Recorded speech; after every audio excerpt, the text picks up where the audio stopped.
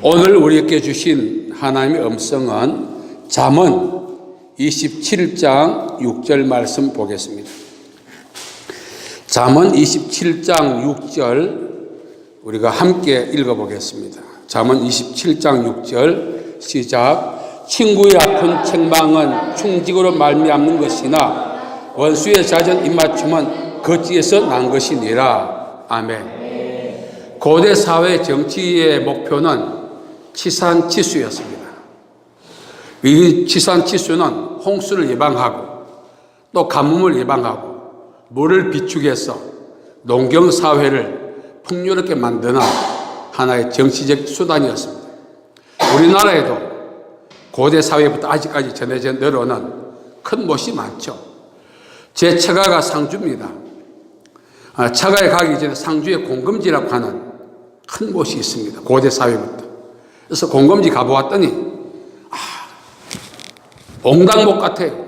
과거에는 어떤지 모르지만 과거에는 역사책에 나올 정도로 상주 공금지가 참으로 물을 비축하는 큰 못이었는데 옹당못 같아요. 이 저수지의 위용은 크기에 있지 않습니다. 아무리 커도 저수지가 만수 상태가 아니면 저수지의 위용을 우리가 알 수가 없습니다. 제가 안동댐에 갔는데 안동호라고 하더라고요. 경북 안동에. 그 수물지구가 많은데 거기에 세워진 댐을 보니 그 저수지 위용이 대단하더라고요. 아무리 큰 저수지도 바닥을 보인다면 저수지의 위용을 알 수가 없습니다. 그러나 큰 저수지의 만수 상태의 그 모습을 보니 뭔가 가슴에 확 밀어오는 힘을 느꼈습니다. 중요한 것은 그 만수 상태 되는 과정이죠. 저수지 면적만큼의 하늘에서 내리는 빗물과 눈으로는 만수가 되지 않습니다. 저수지가 만수가 되려면 저수지 주변에 있는 산과 계곡, 거기서 흘러내려오는 빗물, 때로는 빙전과 눈이 녹음으로 내려오는 그 물, 이러한 것들이 합류할 때 만수가 되죠. 이 저수지를 우리 인생에 필요한 삶의 에너지로 우리가 비유한다면 우리가 일생을 살아가는 데 있어서 에너지로 부족함 없이 살려면 우리의 수고와 노력으로는 부족하다는 거죠. 산과 계곡에서 흘러내려오는 빗물과 빙전과 눈 녹임의 물은 주변 사람들의 권면, 때로는 책망, 때로는 질타, 이러한 것들을 가감없이 우리가 겸손히 수용할 때 삶의 질을 높이는 에너지를 우리가 비축할 수가 있습니다. 저수지가 만일 산과 계곡에서 유입되는 그런 물들을 거부한다면 제 아무리 큰 저수지를 할지라도 바닥을 보일 수밖에 없습니다. 독불장군이 없는 것입니다. 저도 오늘까지 살아오면서 수많은 사람들의 권면도 있었고 때로는 질타도 있었고 책망도 있었습니다. 자, 그런 것들이 수용하기 어렵더라고요. 특히 질타는. 돌아보니까 그 질타를 받아들였더라면 참 좋았을걸. 충원은 여기이나 이어행이요 양양은 국어이나 이어병이라. 올바른 소리는 귀에 거슬리는 행동에 이롭고 좋은 약은 입에서나 몸에 이롭다는 뜻입니다. 우리가 살아가다 보면 결정적 순간에 기억나는 것이 있습니다. 그때 누가 나에게 이런 말 했었지. 내 인생의 반전이 되었을 때 그 했던 그 말의 주인공이 거루어질 때가 있고 또 우리가 그 실추할 때 추락할 때 왜 내가 그의 말을 듣지 않았을까 되새길 때가 있지 않습니까? 우리 인생을 바닥을 치는 데 이유가 다 있습니다.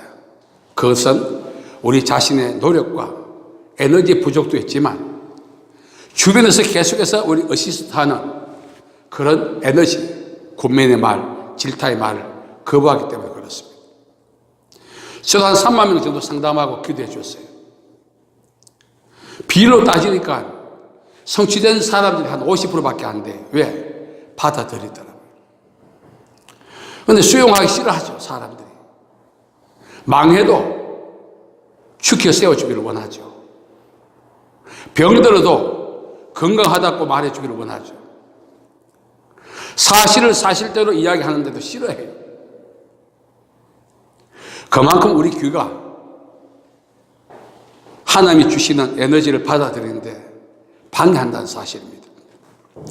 바울이 이제 로마로 이제 호송되어 갈 때에 바울이 하나님의 음성을 들었습니다. 그래서 백부장님께 이렇게 말했어요. 이번 항해는 많은 손해가 있습니다. 그러니까 다음 보류하고 다음 시기에 항해하죠. 백부장이 그래 하고 무시해버리고 선주를 찾아갔습니다. 선주는 정말 이 바다에서 정말 오랫동안 살아왔던 경험이 있죠. 선주가 말하면 괜찮습니다. 이번 항해는 오히려 이 바람 때문에 더 쉽게 신나게 항해할 수 있습니다. 그렇게 해서 이제 백부장은 바울의 말을 무시해버리고 선주의 말을 들었습니다.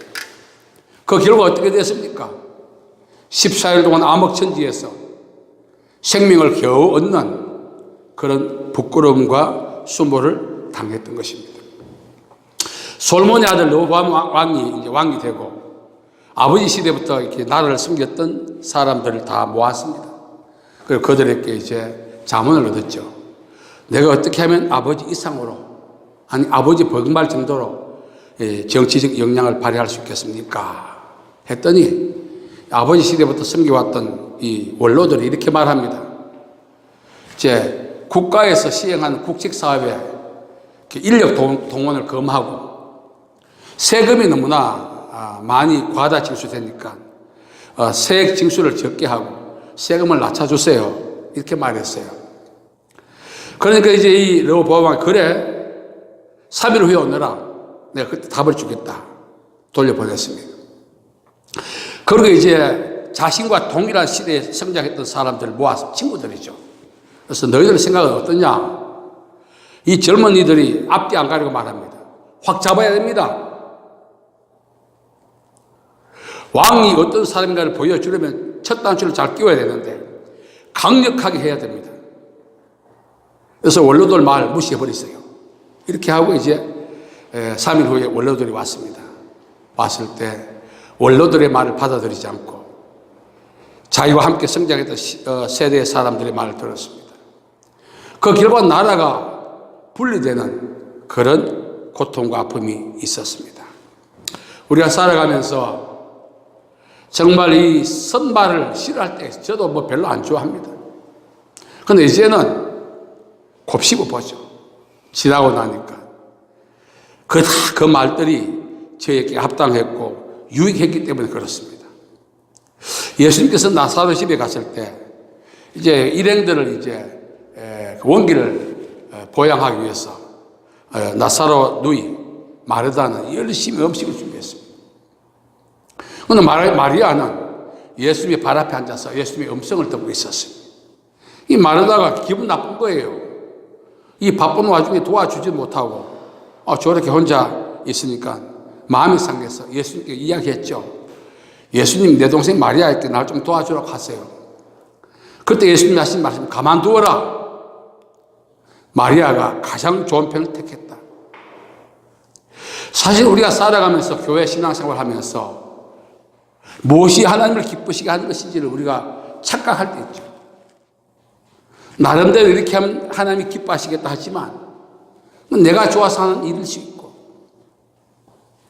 때로는 하나님이 싫어하신다 해서 주춤할 때 하나님이 원하시는 일일 수 있는데 그 경계선이 애매모호하다 보니까 교회 안에서 막 주춤 하는 거예요.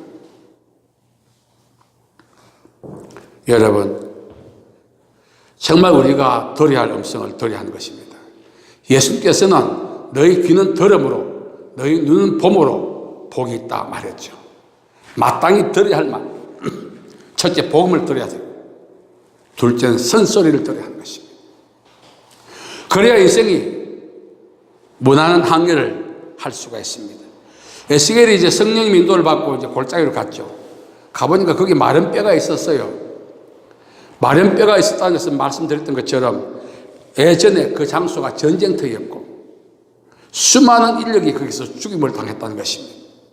그래서 뼈들이 서로 이렇게 엉켜 있는 거예요. 누구 뼈인지 몰라.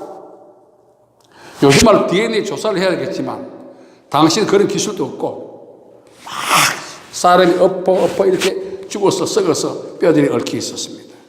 그때 대언했을 때 뼈들이 서로 연락하면서 살이 붙고 군대가 되었다는 내용을 성경이 증거합니다. 이게 마른 뼈는 무엇인가 하면 소망 없이 살아가는 하루살이 인생, 내 인생 여기까지다 삶을 끝내게 할 수 있는 그런 가능성 있는 사람, 이러한 사람들에게 동기부여, 살아야 할 목적, 이유, 가치에 대해서 말한다는 것입니다. 그랬더니 희망을 찾고 소망을 회복한다는 것입니다. 어떤 말을 듣느냐에 따라서 죽은 뼈도 힘을 얻고 형상을 회복하는 것을 우리가 보게 됩니다. 우리는 오늘까지 수많은 말을 들었습니다. 때로는 아부의 말, 아침의 말 많이 들었고, 때로는 우리가 사람들을 기쁘게 하기 위해서 아부도 했고 아침도 해왔습니다. 그러나 우리가 가장 듣기 싫어했던 말이 뭡니까? 쓴소리 싫어하죠. 또 우리가 가장 용기 없어 못하는 말 중에 하나가 쓴소리를 못해요. 저는 이게 거의 상당히 제 약점이었죠. 쓴소리 싫어하고 쓴소리 하기가 참 두려웠습니다. 지나고 나니까 그것이 필요하다고 느껴져요. 하나님께서 우리에게 말씀하시는 방법은 많이 있습니다. 성경에 보면 40가지 나와요. 하나님 우리에게 말씀하신 채널이. 그 중에 하나가 선소리입니다. 주변에서 들려오는 소리. 앞서 말씀드린 것처럼 산과 계곡에서 유입되는 그 흙탕물들. 사실은 저수지가 받아들이기 꺼림칙하죠. 다 받아서 자정 능력을 발휘해서 맑고 투명한 물로 만들지 않습니까? 저수지도 그 물을 받아들일 때만이 만수가 되어서 저수지 위용을 발할 수 있는데, 만약 그걸 거부한다면, 순수한 빗물과 순수한 눈 녹인 물만 받아들인다면 그럼 바닥에 스며들고 마는 것입니다. 우리 역시 마찬가지입니다. 주변에서 들려오는 수용하기 힘든 흙탕물 같은 그런 선소리를 우리가 기쁨으로 수용할 때 삶의 반전을 가져오는 축복을 우리가 누릴 수가 있는 것입니다. 오늘 많은 사람들이 이곳저곳에서 많은 말들을 합니다. 가능한 우리가 아부하고 아첨하는 이야기를 좋아하죠. 싫지 않거든요. 그 쓴소리는 우리에게 유익해도 싫어. 듣기 싫어요. 오늘 말씀에 보면은 친구의 통책, 우리 영혼에 메스를 갖다 대듯 아주 찔리는 그런 말들을 통책이라고 이야기합니다. 많은 분들이 이제 목회자께 축복받고 때로는 예언기도 받을 때 예언은 위로하는 것이다 해서 기분 좋게 해주기를 원해요. 그 위로라고 하는 단어는 그 감정적으로 기쁘게 하는 것이 아니고 오이코도멘. 기존의 것을 허물어버리고 새로운 기초를 넣는 것을 이야기합니다. 그런데 많은 분들이 착각해요. 기도 받고 나면은 기분이 좋아야 된다는 겁니다. 오히려 기도 받고 기분이 상해야. 그래서 결단에 이르는 그런 계기가 되어야 하는데 그냥 모든 걸 묻어버리고 기분 좋게 되기를 원하는 그 잘못된 거죠. 하나님의 말씀이 우리에게 전달되는 과정 40가지 채널이 있습니다. 성경에 보면 성경만이 아니라 개인적으로 듣는 음성도 있잖아요. 만일 우리가 개인적으로 성령의 감동에 의해서 하나님의 음성을 듣지 못한다면 때로는 설교를 통해서 때로는 친구들의 힐난과 책망을 통해서 거기도 하나님의 음성이 있다는 거죠. 물론 전달하는 과정과 방법이 좀 문제가 있겠지만 백제의 마지막 왕이었던 의자왕은 해동성자라고 하는 정말로 지혜롭고 또한 탁월했던 사람이었습니다. 그의 인생의 재임으로 백제가 역사 속에서 사라집니다. 당시에 성충이라고 하는 충실히 있었습니다.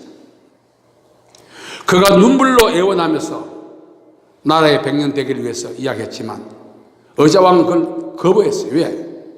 주변에서 들려오는 귀를 즐겁게 하고 마음을 즐겁게 하는 그런 말에 놀아났기 때문에 그렇습니다. 오늘 우리가 살아가면서 일생 동안 듣는 것 중에 가장 많이 듣는 말들이 정말 우리가 도대체 뭐 잘못했느냐고 항의할 정도로 많은 쓴소리를 듣는 것이 아직도 안 고쳤나? 그게 아닙니다. 그게 참으로 우리에게 유익하다는 거죠. 하나님이 우리에게 말씀하시는데 직접 나타나서 말씀한다면 우리 다 기절합니다. 그 의미, 하나님의 의미 자체가 우리 자신이 하나님의 음성을 못 듣게 만들어버려요. 그러나 하나님은 친구를 통해서 말한다는 거죠. 주변 사람들의 권면, 번고, 충고, 때로는 책망을 통해서 하나님이 우리에게 자꾸 생기를 불어넣습니다. 에스겔 골짜기에 불어넣었던 생기, 도대체 구체적으로 어떻게 했는지는 성경이 설명하고 있지는 않습니다. 생기야 임해라, 이렇게 짤막하게 나와 있지만 그 당시 에스겔이 어떤 포즈를 취했고 어떤 말을 구체적으로 했는지를 정확하게 우리는 알 수 없지만 생기 그 자체가 힘이 있고 뼈도 죽은 뼈도 회복시킨다는 거죠. 그래서 쉽게 말하면은 우리 주변에서 들려오는 소리가 거슬려도 그 내용 속에는 하나님이 우리에게 생기를 불어넣으시는 그런 생기가 있다는 사실이죠. 우리가 원하는 방식으로 하나님께서 생기를 주입하기를 원하지만 간혹 이스라엘 민족들이 과도기 때는 예언자와 선지자가 나타나서 예수님이 말했죠. 회칠한 무덤이라고 강력한 어조로 이스라엘 민족을 책망했습니다. 그걸 받아들였던 사람은 살지만 거부했던 사람은 죽는 거죠. 그래서 우리가 주변에서 들려오는 말들에 귀에 참 민감해야 돼요. 평판에 민감한 것도 필요해요. 왜? 우리의 행동을 우리가 거신에 이끌어가기 위해서는 더 중요한 것은 선소리입니다. 하나님께서는 오늘 우리에게 친구의 통책, 마음을 상하게 하고 귀를 막고 싶을 정도의 강력한 어조와 탄핵의 소리가 우리에게 참으로 유익하다고 이야기하고 있습니다. 여러분, 오늘 이 말씀이 우리 모두에게 이렇게 적용이 됐으면 좋겠어요. 너희는 내게 나와 들으라. 하나님께서는 오늘 또 우리에게 말씀하고 있는 것입니다. 성경 전체가 우리에게 요구하는 것입니다. 주제가 뭐냐? 갱신이죠, 갱신. 회개하고 돌이키는 것. 그래서 이 말씀이 우리 모두에게 정말 사모할 정도는 아니지만 수용은 우리가 해야 된다는 거죠. 저도 말 안 듣습니다. 제가 고집이 세다 소리 들었는데 그 중에 하나가 뭐냐? 남의 말 죽어도 안 들어. 망해도 안 들어. 망하고도 후회 안 해. 왜? 내가 안 들었으니까. 그래서 세월을 한 60년 가까이 보내고 나니까 얼마든지 비상할 수 있는 기회가 수없이 있었는데 그놈의 남의 말을 경청하기 싫어하고 쓴소리 싫어하고 이제는 쓴소리 안 해. 사람들이 왜? 김상철이 해도 안 듣는다 이렇게 판단하기 때문에 안 해줘요. 그래서 이거 참 괴롭습니다. 하나님께서는 오늘 우리에게 기분 좋게 해서 생기를 불어넣지 않습니다. 새수를 새 부대에 넣는다. 우리의 기존의 마음을 메스러서 수술해버리고 그렇게 생기를 불어넣어야 그게 우리 안에 역사하지. 우리 안에 있는 그 고스란한 우리의 인격과 어떤 형성된 그런 경험과 지식이 있는 데서 하나님의 말씀이 역사한 데를 버리게 되는 것입니다. 여러분, 이 말씀이 짤막한 것 같지만 예수님은 우리에게 친구라고 말했어요. 결국 우리가 누구의 말을 듣고 행해야 되는가? 예수님의 말씀, 하나님의 음성, 성경에 따라서 우리가 운신을 해야 된다, 그런 뜻입니다. 우리가 기도하면서 저는 그렇습니다. 기도하면 하나님 음성이 들려와요. 전에 한 말씀 드렸나요? 아들아, 내가 60년 가까이 내가 너 이야기만 들었잖냐. 내 이제 너에게 이야기 좀 하려는데 좀 들어봐라. 얼마나 하나님께 주야 하고 기도했는지. 이제 내가 좀 이야기 좀 하면 좋겠다 이거예요. 겁이 들고 나는 거예요. 또 나무라면 어떡하나. 칭찬을 안 하실 것 같고. 이 판단이 그런 거예요. 제가 경기도 화성서 목회할 때 이제 그때는 너무 피곤해서 이제 이렇게 차인벨 그 종을 있는 시계를 샀습니다. 근데 집사람이 이제 먼저 가고 계속 시계가 울려가지고 누르고 난 다음 겨우 일어났어요. 얼마나 피곤한지. 그래서 일어났는데 갑자기 주변에서 갑자기 긴장이 탁 형성되는데 저 개인의 경험을 말씀드리는 겁니다. 흰옷 입은 분이 방 안에 딱 앉아 있는 거예요. 순간 얼굴은 보이지 않지만 예수님이시구나. 그러면서 이제 제가 일어나려고 하는데 하시는 말씀이 내가 한마디 했으면 좋겠다고 하시는 거예요. 순간 긴장이 되는 거예요. 너 목회 개딱지 같이 하고 뭐 하냐고. 이게 막 불안해 죽겠어요. 그래서 이제 시간 다 됐는데요. 새벽기도 빨리 가야 되는데요. 이렇게 이야기했어요. 안 들으려고. 그러니까 내가 한마디만 할게 하는 거예요. 그래서 어쩔 수 없이 한마디 하세요 했어요. 했는데 하시는 말씀이 너 내일 한다고 고생 많다 하시는 거예요. 눈물이 얼마나 나는지. 사람이 제대로 못 받고 내 가족이 얼마나 고생했는데. 그래서 제가 그랬죠. 왜 그 이야기 진작 안 하시고 이제 하냐고. 딴 이야기 할까 싶어 긴장이 되어 있었는데. 사람이 간사하죠. 막 잠자는 것도 사라지고 피곤도 사라지고 힘이 쫙 오기 시작하는 거예요. 하나님은 우리를 위해서 죽어주신 분이신데 뭐 잘못했다고 나무라지 않습니다. 예를 들어 우리 최준사님이 행동할 때 하나님이 뭐 나무랄까 그거 걱정하면 행동 못해요. 용감하게 행동해버리라고 제가 좀 전에 말씀드렸죠. 예. 그래서 우리 하나님의 음성을 듣고 나면은 소생하는 거예요. 제가 그때 얼마나 울었는지. 그리고 마지막으로 한마디 더 하겠다 하시는 거예요. 그래서 이제 안심이 돼. 칭찬 받았으니까. 또 나무리겠나 싶었는데.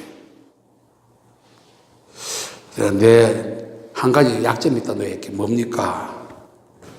너 다정다감해야 된다 내 사람들한테. 할 말이 없는 거예요. 왜냐하면 성도들이 11조도 안 하죠. 성비도 못 잘하죠. 농사 만평씩 짓는데 가족들이 와서 열심히 목회하는데도 죽는 사는데 전기세도 안 내고 막 미워 죽을 뻔했거든요. 응? 그러면서 너희들끼리 잘해봐라고 막 그냥 막 그만두고 갈라 그랬어요. 그런 상황 속에서 제가 교인들에 대해서 감정이 안 좋았는데 주님이 그 말씀 하시는 거예요. 그래서 제가 이해했죠. 그 뒤로 교인들을 볼 때마다 그 감정이 없어지는 거예요.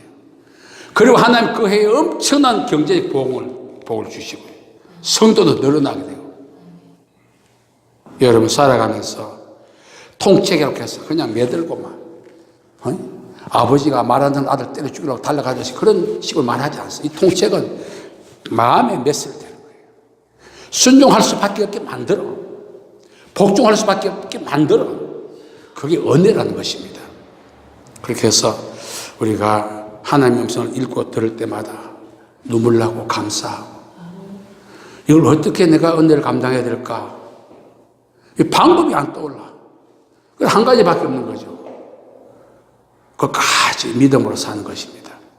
여러분 오늘 이 말씀을 기억하고 이 기록된 말씀을 읽을 때마다 복 있는 사람은 악인의 길을 따르지 않고 죄인의 길에 서지 않고 오만한 자리에 자리에 앉지 않고 오직 여호와의 율법을 즐거워하여 그 율법을 주야로 묵상하는 자다 했습니다. 친구의 통치 이 말씀을 통해서 늘 마음을 새롭게 하고 은혜 안에서 성장해가는 저와 여러분 되기를 바랍니다. 하나님 아버지 감사합니다. 하나님이 우리에게 말씀하시는 생기를 불어넣으신 방법이 친구의 통치계라고 하였습니다. 하나님의 말씀에도 감화받게 하시고 주변 동료들의 음성에도 감화받아 하나님 앞에 열매 맺는 남은 삶을 살아갈 수 있는 기회 될 수 있도록 도와주시옵소서. 예수님의 이름으로 기도하옵나이다. 아멘.